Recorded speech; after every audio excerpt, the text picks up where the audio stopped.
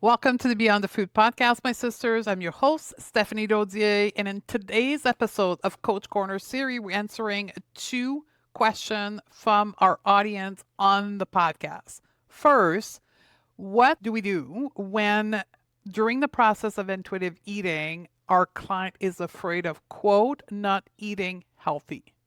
And second, how do we coach mobility concern with our client without reinforcing weight loss? Now, before we dive into answering these two questions, if you love these short coaching episode, you may want to go grab the Coach Corner Vault. It's an on-demand library of over 50 mini training that I have done over the last almost 8 years now on mindset, body image, eating behavior, and even for you, some business coaching mindset that I've done. Not as many as the food and health promoting behavior, but there is some gem in there you want to go grab. So you can go to the show note associated with this podcast episode or stephaniedote.com/coach corner. Ready? Let's dive in. Question number one: how do I help a client who wants to eat intuitively but fear they'll never choose, quote, healthy food again? This question is one of the most common concern that you will hear from your client as you're beginning the process of intuitive eating. Therefore, something that you must possess as a non-diet health professional and know how to work with your client on this particular concern. And my answer is this: it is not about the food. It is beyond the food. It's actually where the name of my company come from, because years ago when I faced this concern, when I went through it myself, as a health professional in practice, nutritionist, I was doing the intuitive eating process and I was wanting to eat nothing but what I used to label as healthy eating.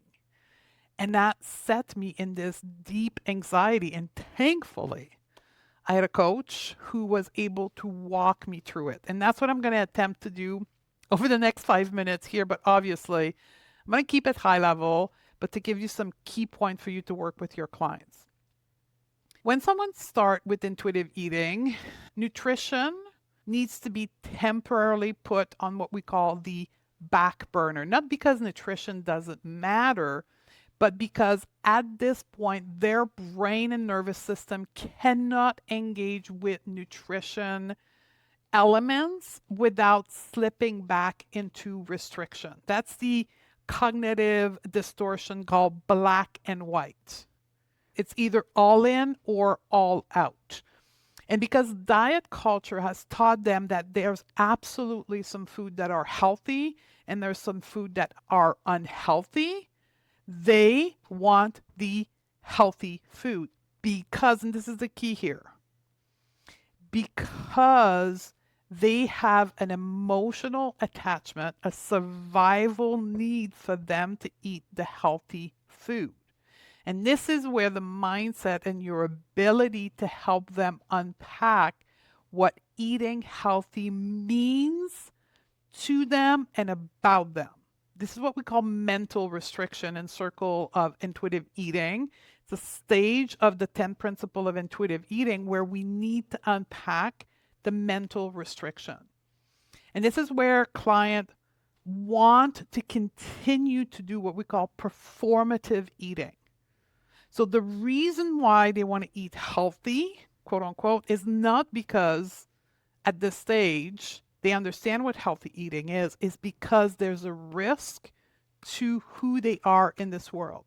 And that's where the cognitive behavior coaching comes in and helps you as a coach help them understand that food choices has been associated with their safety, their worth, their self-esteem, or even, and most people, their ability to control their weight. And their weight means something to their safety into this world.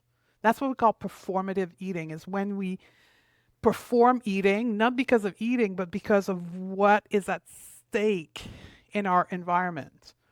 So this is what you need to help your client figure out. Like, What does it mean about them to not eat, quote, healthy? What will happen? What are they are afraid of if for a period of time they don't eat what they consider to be healthy? And this is the power of the coaching relationship. You formulate your question in a coaching question, you give it to your client, like you ask it for your client, and then you stay silent. And in that moment of silence where you're holding the silence, it forces your client to go inwards and try to pull out what is attached to that performance eating behavior of quote eating healthy. And through a succession of well-formed coaching questions, you can help your client access what it's really at stake. And I started at the beginning to say, it is not about the food, it is beyond the food. Now, the other piece of this, once we've unpacked the emotional attachment to eating healthy food, the survival risk that the nervous system is associated with not eating healthy, the other thing that we need to explain and teach to our client is the infamous pendulum swing, meaning that not eating what is considered to be healthy and unhealthy food is absolutely normal, right? The body is trying to reestablish safety in all the food. And often it's not just the category of food, but it's also eating enough food. For many dieters, those who use food to manipulate their body weight, they're under eating. And the process of intuitive eating will not only put at risk what they consider to be healthy eating, but it will put at risk what they knew was enough food. And that's very triggering for people. So we need to explain that pendulum swing. And the best way to do that is literally with the pendulum, right? Either in your Zoom session or in your face-to-face session. I don't have it here on camera because I'm traveling and I don't work with general population anymore, but I went and bought a pendulum. I used to pull it every time I was at that stage with a client, and I would show them the movement of a pendulum and say, like, when we hold back the pendulum on one side, if you're watching me on YouTube right now, you see what I'm doing, like I'm holding back. We are expressing a lot of force to hold the pendulum. And when we release that force, poof, the pendulum swings the other way. That's what happened at the beginning of the intuitive eating process is we release the restriction for it and the pendulum swing the other way. But also what happened, if you look at the natural movement of the pendulum, it's going to stabilize in the middle. And the middle point is what we call normal eating or intuitive eating. So no, your client are not supposed to access gentle nutrition at the beginning of reestablishing normal eating behavior. That's why I'm such a believer in the intuitive eating process and the 10 principle, because once you understand them and understand the science and the logic behind them, you understand why gentle nutrition is the 10th principle and why it's critical that it's only towards the end of your process of intuitive eating with your client that you can re-onboard gentle nutrition. Because by then, food is neutral, hunger and fullness and satisfaction cue can be trusted.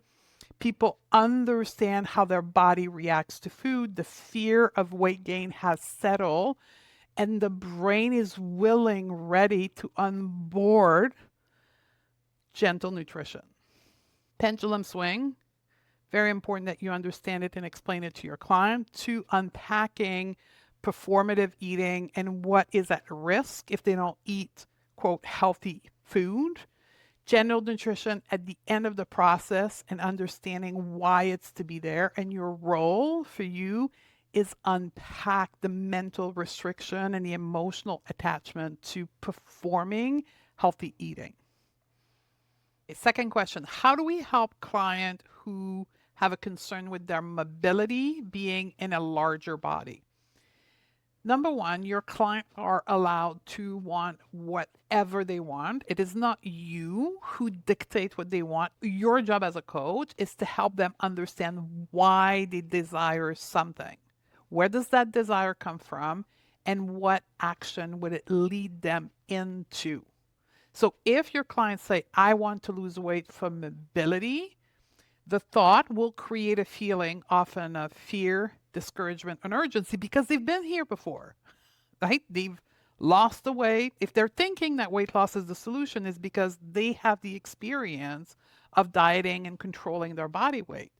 And that emotional state will lead them to apply whatever they've done in the past, restriction, over exercising, and then leading to overeating, the pendulum swing to the other end, and stopping movement entirely, this on and off.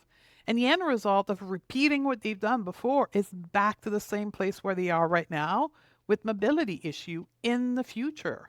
Because no matter how noble the desire to want to lose weight is, the outcome is the same, which means at 91% of the chances they're going to regain all their weight, if not more.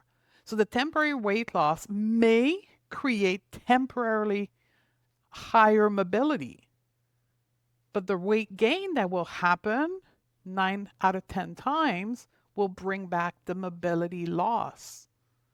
If mobility is built on reducing weight, mobility will be unstable. So how do we approach mobility from a weight neutral framework? Here's what I like to say to people. Mobility comes from how you move, not how much you weigh. There's people of all sizes demonstrating tremendous mobility. And this is the beauty of social media. I know social media is problematic for many people, but it can also be a powerful place for many people when they can see example of fat yogis or fat dancer or fat athlete rocking their particular mobility stage at any weight. I'm not an expert on mobility, but here's what I know of mobility. It is primarily driven by joint health. It's primarily driven by strength, ligament strength particularly, flexibility of the muscle mass, which has nothing to do with the actual layer of fat on the body. So this is where referral is critical for you. Unless you are a fitness professional right now listening to this and you do not know, you're like, oh, I was always taught that mobility had to do with weight. Then you need to go for training with a weight neutral fitness or health physical therapist, I think they're called in the United States, or kinesiologist in Canada. You need to go back in specific training in your particular profession. But if you are a nutritionist, a health coach, a doctor, or a nurse, you need to refer to a weight neutral physical therapist. Now, your job as a coach is referral for specific protocol to enhance at the current weight your client is their mobility, but then your job is to work through their belief system, their thoughts about mobility, and investigate what is really driving the past behavior and the current desire, and support them in the process of seeking weight neutral mobility expert or protocol. So a few thoughts to recap this question. Mobility is not driven by the weight of the body, but instead the joint health, the strength, the ligament, all the elements surrounding the joint and the muscle attached to the joint. Exercise or protocol that improves mobility can be performed at any weight. There are people right now on all the weight spectrum that are extremely mobile and flexible. We need to help our clients see this example, and our work is to explore with our client their belief system and their thought pattern around mobility and weight to uncouple the two so that they can find mobility that is sustainable no matter where their weight is on their range set point.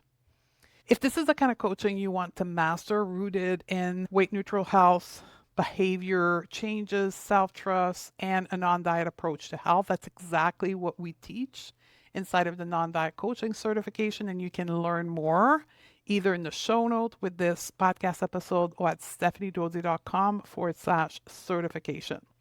Until next time, my sister, coach behavior, not body.